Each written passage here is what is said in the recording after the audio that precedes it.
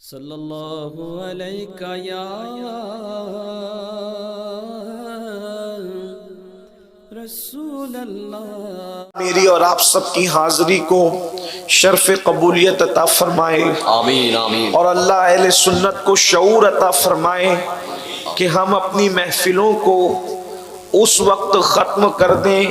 جب لوگ آسانی کے ساتھ فجر کی نماز کے لیے اٹھ سکیں۔ اتنی دیر تک لوگوں کو جگائیں کہ جو نہیں پڑھتے وہ تو سوتے ہی رہیں، جو پڑھنے والے ہیں اس دن وہ بھی فجر نہ پڑھیں۔ ایسی محفلوں سے کوئی فائدہ نہیں اللہ کے بندوں۔ اور جلسہ کرنے والے اور لیٹ کرنے والے اگر اتنا لیٹ کریں کہ فجر پڑھنے والے بھی فجر نہ پڑھیں تو فجر نہ پڑھنے والے کو اس کا گناہ تو ملے گا، وہ سب کا گناہ جن جن کی فجر جلسے والوں کی وجہ سے گئی ہے سب کا وبال جلسے والوں کے سر پہ آئے گا۔ تو اب آپ نکلے تھے ثواب اکٹھا کرنے کے لیے اور آپ نے جمع کیا گناہ، اس لیے ہاتھ جوڑ کر اللہ کا واسطہ دے کر کہتا ہوں کہ اپنے جلسوں کو وقت پہ شروع کرو، وقت پہ ختم کرو، اور ایک معیار بناؤ۔ یہاں تک کہ حدیث پاک میں آیا ہے کہ اگر رات بھر نفل پڑھنے کی وجہ سے صرف فجر کی جماعت چھوٹتی ہے تو وہ نفل تمہارے لیے پڑھنے کی اجازت نہیں۔ جب نفل نماز کی وجہ سے فجر کی جماعت چھوٹے تو اللہ کے رسول نے وہ نفل پڑھنے سے روک دیا، تو یہ جلسے جس کی وجہ سے فجر کی نماز جائے، ہمیں اہمیت نہیں پتا ہے، ہمیں پتہ نہیں ہے نماز کس چیز کا نام ہے۔ اللہ کے رسول علیہ السلام نے فرمایا کہ مومن اور منافق کے درمیان جو فرق کرنے والی چیز ہے وہ نماز ہے۔ میں کوئی غصے میں نہیں ہوں، کوئی ناراض نہیں ہوں آپ سے، لیکن میں آپ سے یہ عرض کرنا چاہتا ہوں کہ آپ کو نہیں پتا ہے کہ نماز کی اہمیت کیا ہے۔ میرے آقا صلی اللہ علیہ وآلہ وسلم نے فرمایا کہ جس نے صرف ایک وقت کی نماز جان بوجھ کر چھوڑ دی، جان بوجھ کر ایک وقت کی نماز جس نے چھوڑ دی، گویا کہ اس نے ساری دنیا کے انسانوں کو قتل کر دیا۔ ساری دنیا کے انسان کے قاتل کو جو عذاب ملے گا، اپنے ماں باپ کے قاتل کو جو عذاب ملے گا، جان بوجھ کر ایک وقت کی نماز چھوڑنے والے کو وہ عذاب دیا جائے گا۔ میری قوم کو نہیں پتا ہے۔ آپ جانتے ہیں ایک مرتبہ سیدنا فاروق اعظم رضی اللہ تعالیٰ عنہ،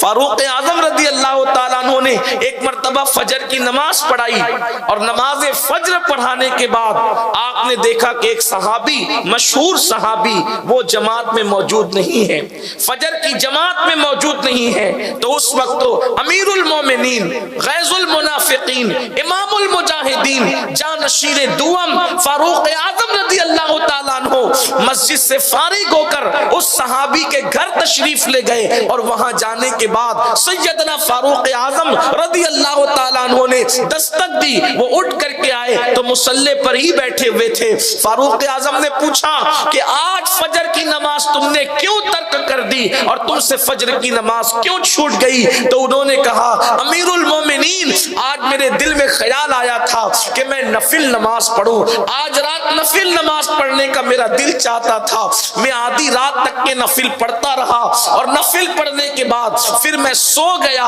اس وجہ سے میری جماعت چھوٹ گئی۔ جلسے کی وجہ سے نہیں چھوٹی، مشاعرے کی وجہ سے نہیں چھوٹی، نماز نفل کی وجہ سے فجر کی جماعت چھوٹ گئی، وہ بھی نماز نہیں چھوٹی، صرف جماعت چھوٹ گئی۔ فاروق اعظم نے غصے ہو کر فرمایا کہ تمہارے آدھی رات نفل پڑھنے سے بہتر تھا کہ تم عشاء پڑھ کے فوراً سو جاتے اور فجر کی نماز جماعت کے ساتھ ادا کرتے۔ میرے پیارے آقا صلی اللہ علیہ وسلم کے دیوانوں، سنیوں، اپنے حال پہ رحم کرو، اپنے حال پہ، اپنے بچوں پہ رحم کرو، اپنی آخرت پر رحم کرو، اپنی قبر کی زندگی پہ رحم کرو۔ یہ دنیا کے اندر یہ سب یہیں پر رہ جائے گا، بڑی بڑی باتیں یہیں پہ رہ جائے گی، بڑی بڑی باتیں یہیں پہ رہ جائے گی، بڑے بڑے ڈائلاگ یہیں پہ رہ جائیں گے، بڑے بڑے محاورے یہیں پہ رہ جائیں گے۔ اللہ اکبر، میرے آقا صلی اللہ علیہ وآلہ وسلم کے فرمان کا مفہوم ہے اللہ اکبر۔ ایک وادی ہے اس حدیث کو فقیہ ابو اللیث سمرقندی نے اپنی کتاب میں لکھا ہے، ایک وادی ہے،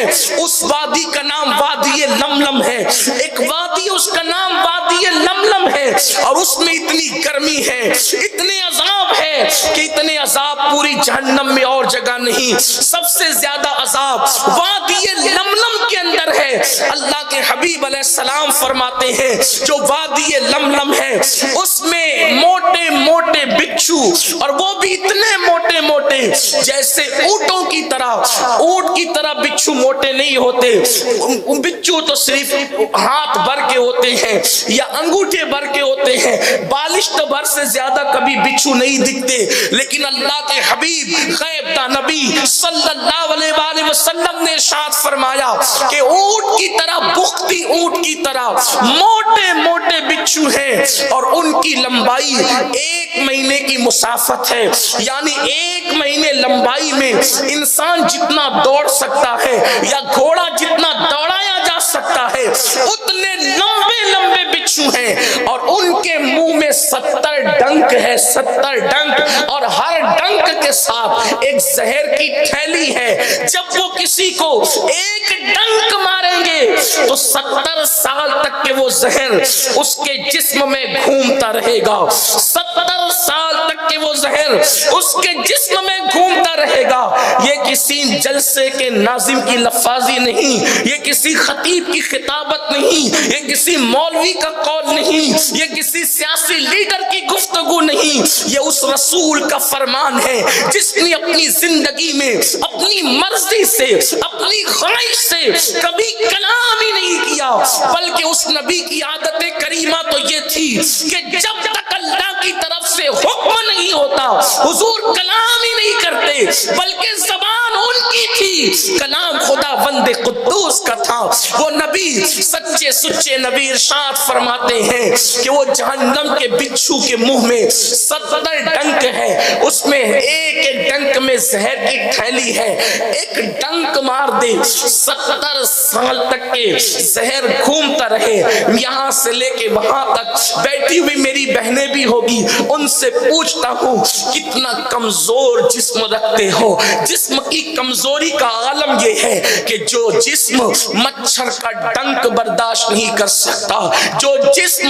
مکھی کا ڈنک برداشت نہیں کر سکتا، جو جسم اگر بتی کا چٹکا برداشت نہیں کر سکتا، جو جسم سگریٹ کا چٹکا برداشت نہیں کر سکتا، وہ جسم اللہ اکبر، وہ جہنم کی خوفناک وادی سرکار خواجہ عثمان ہارونی فرماتے ہیں، اور اس کو غریب نواز اپنے قلم سے لکھتے ہیں کہ وادی لملم سے ایک دن میں 70,000 مرتبہ جہنم بھی پناہ مانگتا ہے،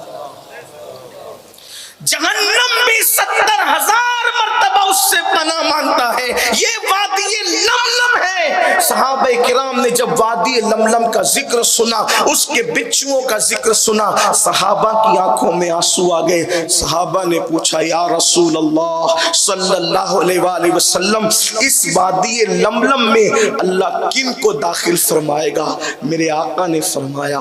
جس نے جان بوجھ کر ایک وقت کی نماز ترک کی ہوگی،